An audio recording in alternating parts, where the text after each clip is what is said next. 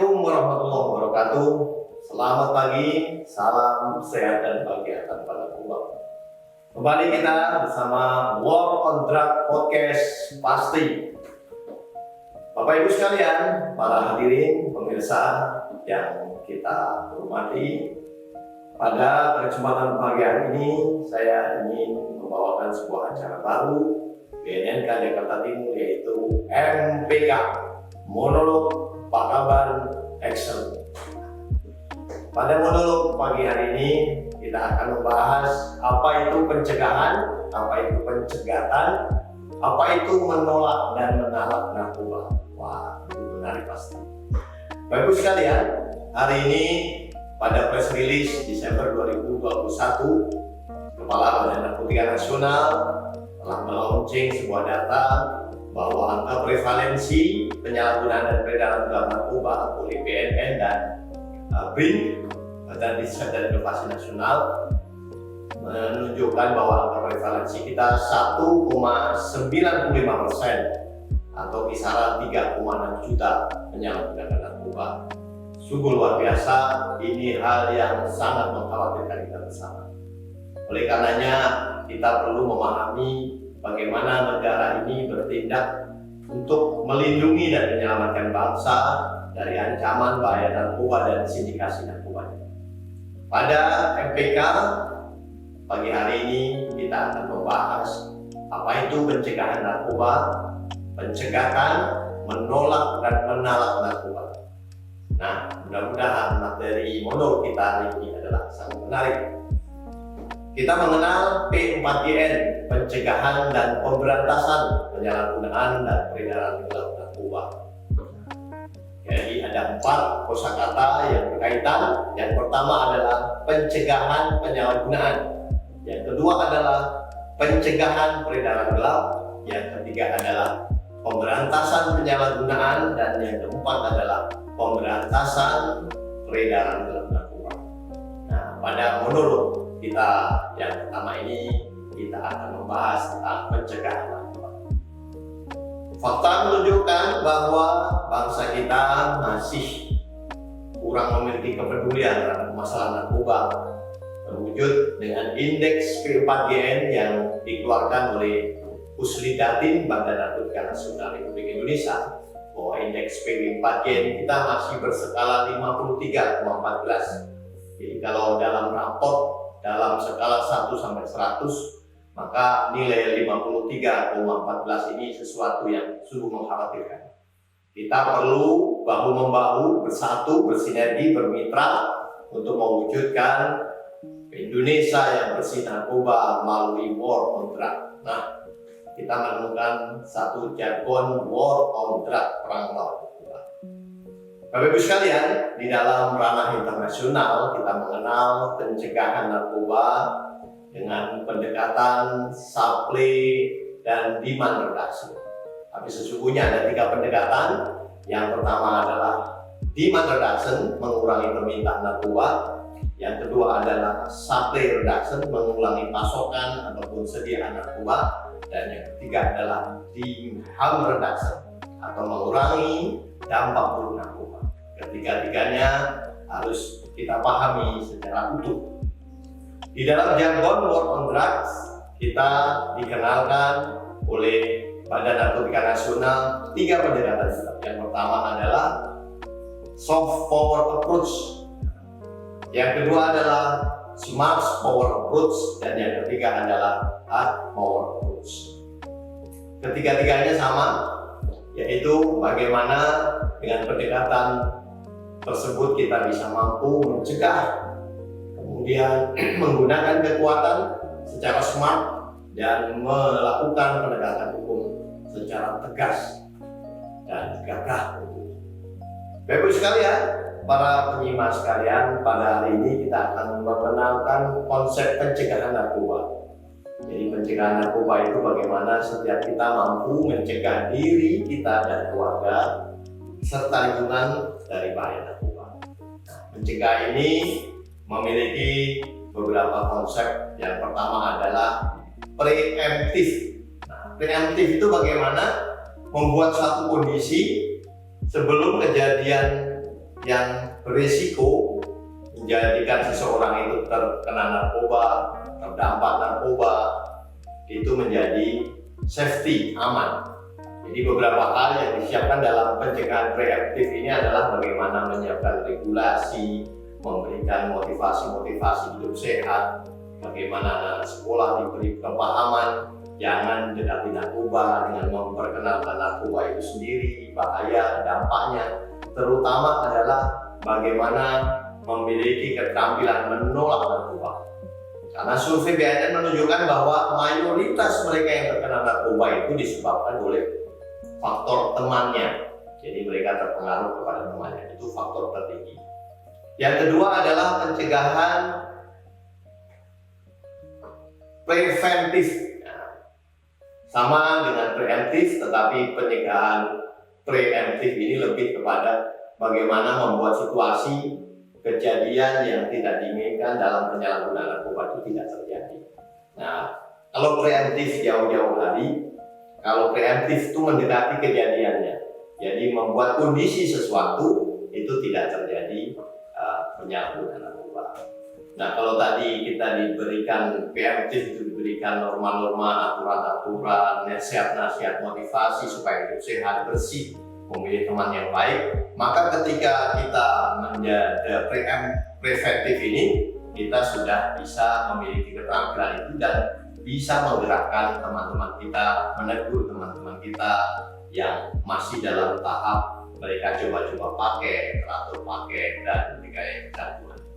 Terutama mereka harus diberi nasihat, jika tidak, kita tidak boleh berteman dengan mereka. Itu adalah preventif. Setidak-tidaknya kita mengurangi dampak buruk. Bayangkan jika kita berteman dengan mereka, ketika terjadi razia, maka kita sudah digolongkan sebagai kelompok yang dalam razia, meskipun nanti akan di screening oleh aparat yang membuat razia. Nah, itulah kira-kira perlunya kita memahami preemptif lebih mudah, lebih bagus daripada preventif. Yang ketiga adalah yang disebut dengan pendekatan represif. Pendekatan ini adalah bagaimana ketika narkoba terjadi itu harus kita stop. Nah, makanya kita melakukan jargon stop narkoba. Nah, itu tidak lain tidak bukan adalah bagaimana pelaku-pelaku kejahatan itu berhenti untuk melakukan kejahatan narkoba yang lebih merugikan bangsa. Dengan adanya represif ini, tindakan dipaksakan untuk membuat seluruh sindikasi narkoba berhenti melalui pendekatan hukum, penyelidikan, penyidikan, penuntutan, kemudian membuat mereka jerah dengan dihukum mati maupun dipenjara dalam waktu yang sangat lama. Dan yang terpenting dengan represif, sindikat, orang dan barangnya serta asetnya disita kepada negara, kembali kepada negara, sehingga membuat mereka miskin, memiskinkan lagi. Itu adalah pendekatan represif. Jadi pencegahan, ada preemptif, ada preventif, dan ada represif. Di dalam proses preventif ini ada satu pendekatan yang disebut pencegahan sekunder. Pencegahan sekunder itu adalah pencegahan bagaimana seseorang yang terkena narkoba itu segera mendapatkan perlakuan. Mereka yang sudah tidak bisa melakukan preemptif dan preventif, mereka harus dilakukan apa yang disebut dengan kuratif, jadi pengobatan, terapi, rehabilitasi, dan pendekatan-pendekatan yang sifatnya membuat kesadaran itu tidak hanya pada individunya tetapi pada keluarga. Itulah yang disebut dengan rehabilitasi. Nah, dengan adanya rehabilitasi, maka pencegahan, kemudian pemberdayaan masyarakat, dan rehabilitasi itu masuk di dalam soft power approach. Kalau di dalam terminologi internasional masuk ke dalam demand reduction. Nah, di dalam demand reduction ini beberapa terapi dan rehabilitasi dilakukan untuk membuat mereka jerah, berubah dalam kondisi terpuruk narkoba menjadi kondisi yang produktif. Itu yang kita sebut sebagai pendekatan demand reduction. Di dalam terminologi P4JN ini masuk dalam ranah yang disebut alternatif development. Di pengembangan alternatif, bagaimana kondisi sebuah masyarakat yang tadinya terpapar narkoba menjadi diintervensi, kemudian mereka melakukan perubahan atas diri, keluarga, dan lingkungannya menjadi sesuatu yang produktif. Begitu juga di dalam rehabilitasi, itu mengenal yang disebut harm reduction, bagaimana mereka yang sudah terobati dengan detoksifikasi, dengan terapi sosial, terapi agama, mereka dilakukan pendekatan yang disebut dengan pasca rehab, diberi keterampilan, diberi solusi, bagaimana dia melakukan perubahan atas diri, keluarga, dan lingkungannya melalui intervensi ekonomi, keterampilan, pemahaman tentang hal-hal yang sifatnya kehidupan yang positif, produktif, dan sebagainya. Sehingga mereka berubah dari kecanduan menjadi mereka yang memiliki kepedulian terhadap rekan-rekannya yang menjadi pecandu dan hidupnya menjadi produktif. Nah, perubahan inilah yang disebut dengan pendekatan pengurangan dampak buruk dari mereka pecandu menjadi produktif melalui rehabilitasi. Di ranah masyarakat, pendekatan ini disebut intervensi berbasis masyarakat, di mana setiap korban yang diterapi oleh keluarganya di lingkungannya itu oleh instansi baik di BNNP, di BNNK dilakukan yang disebut dengan intervensi berbasis masyarakat, di mana sebuah kelompok yang terdiri dari agen-agen pemulihan ini bekerja sama dengan masyarakat. Mereka mengampu, merawat, dan memberikan hal-hal yang diperlukan di dalam proses pengobatan sosial pecandu di lingkungannya. Itu disebut dengan pendekatan harm reduction, mengurangi dampak buruk sekaligus mencegah dari hal-hal yang lebih parah menjadi hal-hal yang terdeteksi dini dalam pencegahan. Baik, itulah beberapa terminologi hal-hal yang kita kenal sebagai pencegahan, sebagai soft power approach. Nah, soft power approach adalah pendekatan bagaimana memanusiakan manusia, ya. Bagaimana memanusiakan manusia dari yang tidak tahu menjadi tahu. Itulah pencegahan. Bagaimana bidang-bidang pencegahan itu mengelaborasi seluruh metode, media, sumber-sumber informasi, hal-hal yang sifatnya memotivasi, keterampilan yang mengangkat, mempengaruhi, mengajak mereka menolak, itu dikerahkan di dalam bidang pencegahan. Nah, soft power approach bidang pencegahan ini bagaimana menciptakan preventif sehingga masyarakat bisa memiliki daya tangkal dan daya lawan. Bagaimana mereka yang sudah mengerti itu mereka dimobilisasi sumber dayanya, sumber daya manusianya, sumber daya anggarannya, sumber daya metode-metodenya, sumber daya sistemnya, regulasinya, dan sumber daya materialnya, hal-hal yang bisa menciptakan kondisi, informasi, suasana, ataupun kegiatan-kegiatan positif masyarakat. Itulah yang disebut memberdayakan masyarakat. Jadi mereka yang sudah aktif memahami betapa pentingnya narkoba itu diajak bareng-bareng bersinergi, berkolaborasi, bekerja sama dan sama-sama bekerja mengubah masyarakat menjadi kondisi yang lebih produktif. Nah, kemudian bagi mereka yang sudah terkena itu dipisahkan, itu diberi pemahaman untuk mereka bisa secara sadar lapor diri.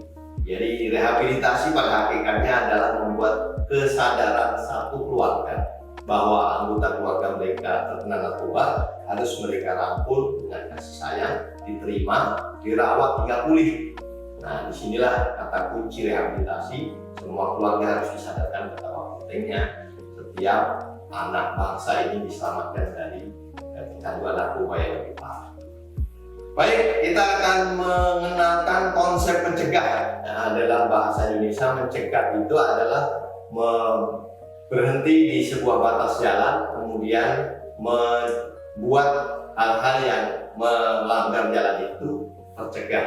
Jadi arus masuk barang dan orang dalam peredaran narkoba itu dicegah. Bagaimana mencegah narkotika? Itu pertama harus dari negaranya, dengan perjanjian antar negara, perjanjian bilateral, konferensi, kerjasama, meeting secara berkala. Itu mereka berdiskusi bagaimana setiap informasi narkoba yang masuk dari satu negara ke negara lain sudah dicegah di sana. Sejak barang itu ada di sumbernya. Yang kedua, mencegah di tengah laut. Nah, jangan sampai di perairan di Indonesia. Kalau Indonesia dibatasi 12 mil dari wilayah darat di pantainya, maka di luar 12 mil itulah yang disebut mencegah. Inilah aparat-aparat angkatan laut kita secara mempertahankan negara dengan mencegah barang-barang narkotika itu masuk. Karena 80-90% narkotika itu diselundupkan melalui laut. Yang kemudian mencegah berikutnya adalah di wilayah pesisir 12 mil, dari batas 12 mil sampai pantai. Inilah mereka yang berperan dalam polisi air, mencegah perairan kita dari hal-hal yang masuk orang dan masuk barang narkotika.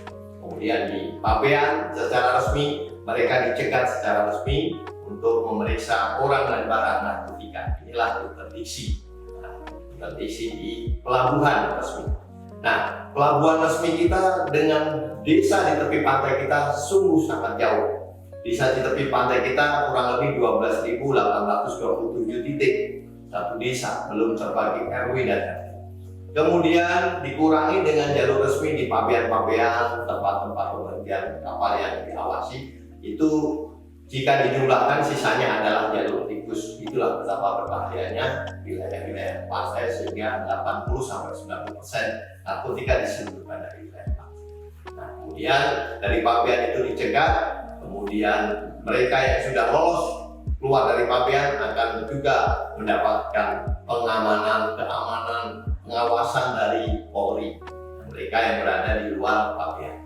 Nah, dari Polri itu ketika mereka bertemu masyarakat sebagai user, maka setiap bangsa, setiap anak bangsa memiliki kewajiban melakukan pencegahan. Hal-hal yang sifatnya membuat narkotika itu masuk ke wilayah harus dilaporkan dengan saluran pelaporan yang sudah ada di BNN 184 atau SMS Center 1784. Setiap transaksi silakan dilaporkan di saluran. Maka BNN akan bertindak dengan cepat sehingga kejadian risiko lebih parah dari peredaran narkoba yang lolos dari pencegatan ini bisa diminimalisir. Baik, konsep ketiga kita adalah menolak. Jadi menolak itu bagaimana setiap diri kita memiliki keterampilan menolak dari hal-hal yang akan mengganggu kesehatan kita, pergaulan kita, keluarga kita, nilai-nilai yang sudah kita miliki, dan juga pertemanan kita. Hal-hal yang kita tolak itu tentunya adalah dampak buruk narkoba, dari mulai pergaulannya, dari mulai zat-zatnya, dari mulai modus-modusnya, dari mulai transaksi-transaksinya.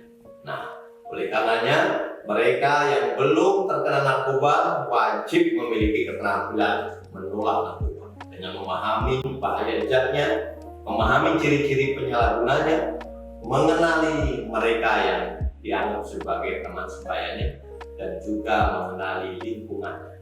Nah, dengan menolak ini kita akan minimalisir dari dampak buruk.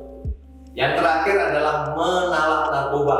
Ini memang bahasanya bagaimana menalak itu menceraikan pasangan hidup kita. Nah, dalam konteks ini menalak adalah mereka yang sudah pakai narkoba harus memiliki keterampilan menalak narkoba, menceraikan narkoba dalam kehidupannya dengan cara lapor diri, segera berkonsultasi ke BNN terdekat, memberikan seluruh informasi sejujur-jujurnya, meminta solusi yang terbaik dan termurah, karena kita semua harus mampu, wajib menolak, wajib rehab, dan wajib lapor. Berani menolak, berani rehab, dan berani lapor. Demikian monolog kita pada pagi hari ini. Mudah-mudahan kita paham bagaimana mencegah, menolak, dan menalak. Bila itu Assalamualaikum warahmatullahi wabarakatuh. Podcast Pasti.